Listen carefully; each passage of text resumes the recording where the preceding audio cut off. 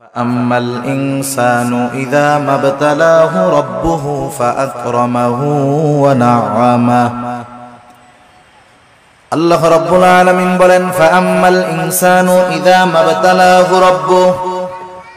মানুষকে যখন তার রব পরীক্ষা করার জন্য ফাআকরামাহু ওয়া না'আমা তাকে সম্মান দেয় আর সম্মান দেয় সম্পদের মালিক বানায়া দেয়। একটু খেয়াল করেন, আল্লাহ তাআলা বলতেছেন মানুষকে পরীক্ষা করার জন্য যখন তার রব তাকে সম্মান দেয়, সম্পদ দেয়, তাকে নিয়ামত প্রদান করে, সে নামাজ না পড়ুক, রোজা না রাখুক, সে মানুষের কাছে বলে বেড়ায় ফায়াকুলু রব্বি আকরামান, আমার রব আমাকে সম্মানিত করেছে। আল্লাহ তাআলা বললেন আমি মানুষকে সম্মান, সম্পদ, নিয়ামত পরীক্ষা করার জন্য দেই, আর মানুষ এটাকে পরীক্ষা না মনে করে সে বলে আমার রব আমাকে সম্মানিত করেছেন।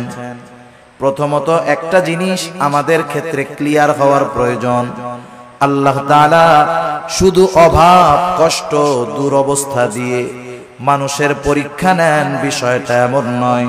বরং সম্পদ, সম্মান দিয়েও আল্লাহ তাআলা পরীক্ষা নেয়।